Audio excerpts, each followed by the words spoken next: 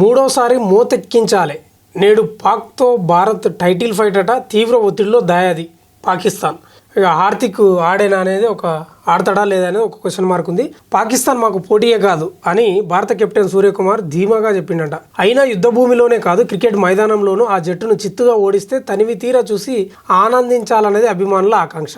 ఇక భారత్ ఏ దేశంతో క్రికెట్ ఆడినా పెద్దగా మజా ఉండదు, కానీ ఇక పాకిస్తాన్ తోటి ఆడితే అది వేరే లెవెల్, అది వేరే చిరకాల ప్రత్యర్థి దాయాది.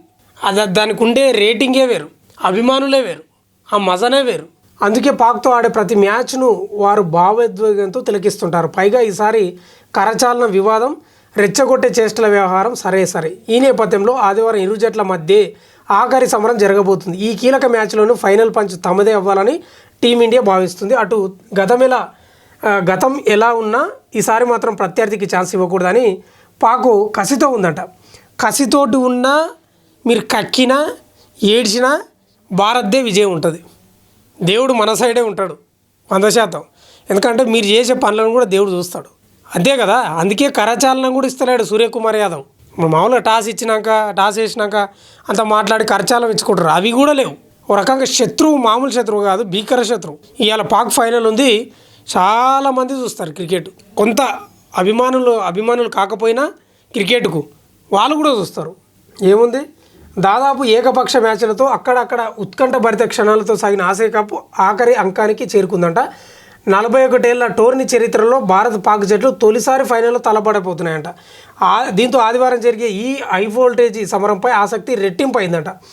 ఇక టోర్నీలో భారత్ ఆడిన 6 మ్యాచ్ల్లో ఓటమి అనేదే లేకుండా తుది పోరుకు అర్హత సాధించగా అటు పాక్ ఓడిన 2 మ్యాచ్లు భారత్ పైనే కావడం గమనార్హం. అయితే ఇక్కడ మనం ఒకటి గమనించుకోవాలి. గతంలో వన్డే ప్రపంచ కప్లో కూడా అన్ని మ్యాచ్లు అడగోలుగా గెలుచుకుంటుంది మన భారత్, కూడా ఫైనల్లో తడబడ్డది. అది కూడా చరిత్ర ఉంది. ఇక మనలు కూడా కొంత తడబడితే ప్రమాదం ఉంది, కొంచెం గట్టిగా ఆడాలి. ఏదేమైనా ఆపరేషన్ సింధూర్ ప్రభావం ఆ ఆసియా కప్పుపై గట్టిగానే పడిందని చెప్పవచ్చు. కరచాలన నిరాకరణతో పాటు గ్రూప్ మ్యాచ్లో పాక్ను ఓడించాక కెప్టెన్ సూర్య తమ విజయాన్ని సైనికులకు అంకితం ఇచ్చాడు. దీనికి ప్రతిగా అన్నట్టు సూపర్ 4 మ్యాచ్లో ఫర్హాన్ గన్ఫైర్ చేసినవాడు. రఫ్ అనేటోడు 6-0 సంకేతాలు భారత అభిమానుల భావోద్వేగాలు రెచ్చగొట్టినట్టు అయింది. ఇరు బోర్డుల పరస్పర ఫిర్యాదులతో ఐసీసీ జరిమానాలు కూడా విధించిందట. వ్యవహారం ఇంతవరకు వచ్చాక ఫైనల్లో ఆ ప్రభావం ఎలా ఉండబోతుందనే సందేహం అందరిలో ఉందట. మొత్తం మీద అయితే ఈ రెచ్చగొట్టే ఆపరేషన్ సింధూర్లో భాగంగా రెచ్చగొట్టే వ్యాఖ్యలు చేశారు. ఒక ఆయన ఫర్హాన్ హాఫ్ సెంచరీ చేసి గన్ ఫైర్ చేసిండు. ఇక హారిస్ రైఫ్ అనేటోడేమో ఇట్లా చూపి ఇట్లా పేల్ చేసినాం అని వాడు చెప్పిండు.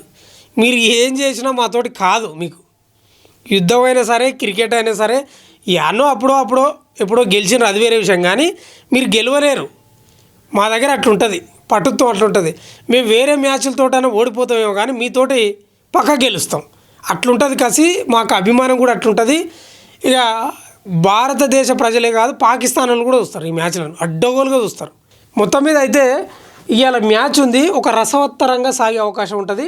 ఇది బ్యాటింగ్లో రాణిస్తేనే. పాకిస్తాన్ బ్యాటింగ్ ఆర్డర్లో నిలకడైన బ్యాటర్ కనిపించడం లేదు. బుమ్రాను ధీటుగా ఎదుర్కొన్న ఓపెనర్ ఫర్హాన్ కాస్త మినహాయింపు.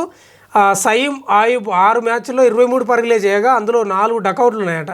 తలతు కెప్టెన్ సల్మాన్ స్పిన్నర్లను ఎదుర్కోవడంలో తలపడుతున్నాడట. మీరు స్పిన్నర్లనే కాదు, మా రాకెట్ లాంచర్లను కూడా ఎదుర్కోలేరు, మా గన్నులను కూడా ఎదుర్కోలేరు.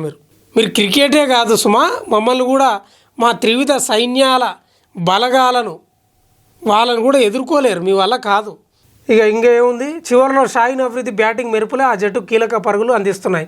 అయితే పేసర్లు షాహీన్ రౌఫ్ ఆకట్టుకుంటున్నారు. వీరు భారత టాప్ ఆర్డర్ను ఆరంభంలోనే దెబ్బతీస్తే స్కోరింగ్ మ్యాచ్కు అవకాశం ఉంటుంది. సయీం బౌలింగ్లో మాత్రం రాణిస్తే 8 వికెట్లు పడగొట్టినట.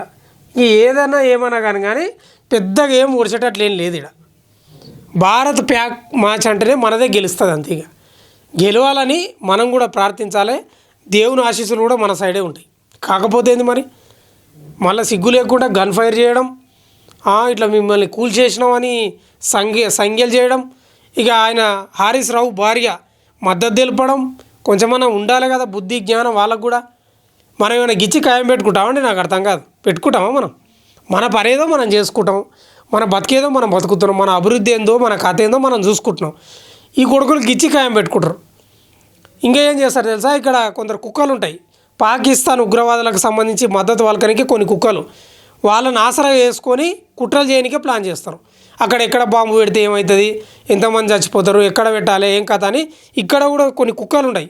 వాళ్ళకు వత్తాసు వాళ్ళకి కుక్కలు. ఈ మధ్యనే మనం అక్కడ ఆంధ్రప్రదేశ్లో కానీ, లేకపోతే మన హైదరాబాద్లో కానీ, లేకపోతే మన నిర్మల్ జిల్లా బైన్స్ అటు సైడ్ కూడా ఈ మధ్యలో అరెస్ట్ అయినరు. ఇట్లా కుక్కలు ఉన్నాయి కొన్ని. ఏం చేస్తాం, ఎవరు ఏం చేసినా ఏం పీకలేరు. ఇది మాత్రం సత్యం. ధర్మం మన వైపు ఉంటుంది, అధర్మం వాళ్ళ వైపు ఉంటుంది. వాళ్ళు నాశనం చేయాలనుకుంటున్నారు కానీ వాళ్ళే నాశనం అవుతారు. వాళ్ళ సంసారమే చక్కగా లేదు. ఆడ బలుచిస్తానని మొన్న ఒక గ్రామం మీద అడ్డగోలుగా బాంబులు వేసారు. ఇదేవా మీ నీతి? నాకు అర్థం కాదు. వాళ్ళ దేశంలోనే ఒక గ్రామం మీద బాంబులు వేసిండ్రు, వ్యతిరేకత చేస్తున్నారు అని. ఆడ వ్యతిరేక పవనాలు ఉన్నాయి ప్రధానికని. కొంచెమైనా సిగ్గుండాలే కదా. అసలు మనం ఎందుకు పుట్టినాము, ఏం కథ? ప్రపంచ దేశాలను చూసానో నేర్చుకోవాలి కదా.